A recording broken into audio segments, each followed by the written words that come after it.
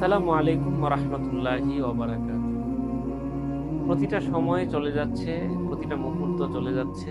আমাদের জীবন থেকে একেকটা মুহূর্ত কমে যাচ্ছে।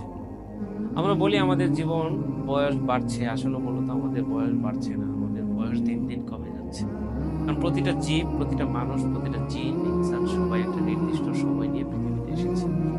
আমরাও একটা নির্দিষ্ট সময় সার্টেন একটা নির্দিষ্ট সময়ের জন্য এসেছি। সেই সময়টা আমরা শেষ করছি। সেই সময়টা আমাদের জীবন থেকে শেষ হয়ে যাচ্ছে। আজকে আমাদের জীবনের এক ওয়াক্ত নামাজ চলে গেল। আর জীবনে কোনদিনই পড়তে নামাজ, সেই নামাজটা আর পড়তে পারব না। আজকে আমার জীবনের একটা দিন চলে গেল। আমার এই দিন আর কোনদিন আসবে না। আজকে আমার একটা বিকেল চলে গেল। এই বিকেল পৃথিবীতে আর কোনদিন আমার জন্য আসবে না। আজকের একটা সকাল কিন্তু আগামী দিন আর কখনো আসবে না।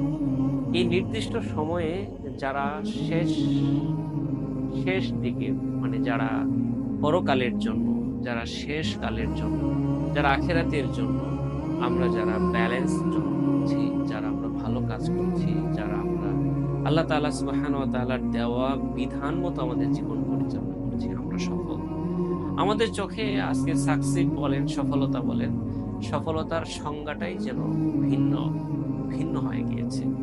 সফল আমরা তাদেরকেই বলি যাদের হিউজ টাকা রয়েছে। সফল আমরা তাদেরকে বলি যাদের হিউজ প্রপার্টি রয়েছে। সফল আমরা তাদেরকেই বলি যাদের একটা সুন্দর ক্যারিয়ার রয়েছে।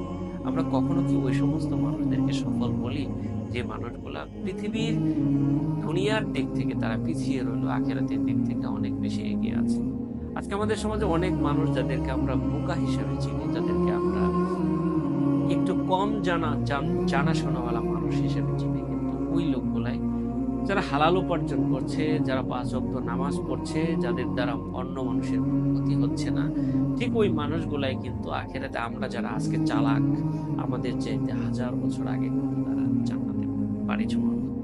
কাজেই আমাদের উচিত আমাদের জীবনকে ঠিক সেই জায়গায় হিট করা, সেই জায়গায় আমাদের জীবনের প্রত্যেকটা অংশে কাজ করা, যেখানে কাজ করলে আমরা অনন্তকালের জন্য একটা সার্টেইন একটা ভালো জীবন আমরা পাবো। যে জীবনে শুরু থাকবে কিন্তু যে জীবনের কোনো শেষ থাকবে না। এজন্য আমাদের দরকার একটা সদিচ্ছা। সদিচ্ছাই মানুষকে সামনে বাড়তে পারে। একটা সদিচ্ছার কারণে একটা জিরো থেকে মানুষ হিরো হতে পারে। কিন্তু একটা সদিচ্ছা না থাকলে অনেক জানাশোনা মানুষগুলো কিন্তু জীবনযাত্রায় পিছিয়ে পড়ে। কাজে আমরা সঠিক সফলতার দিকে এগোতে হবে এবং প্রকৃত সফল যেন আমরা হতে পারি সেই দিকেই আমাদেরকে যেতে হবে। এটা আমি যদি করি তারপরেও আমার জীবন কিন্তু কমে যাচ্ছে, না করলেও জীবনযাত্রায় কিন্তু হেরে যাচ্ছি। আল্লাহ তাআলা আমাদেরকে সেই মতো সফল জীবন করার তৌফিক দান করেন।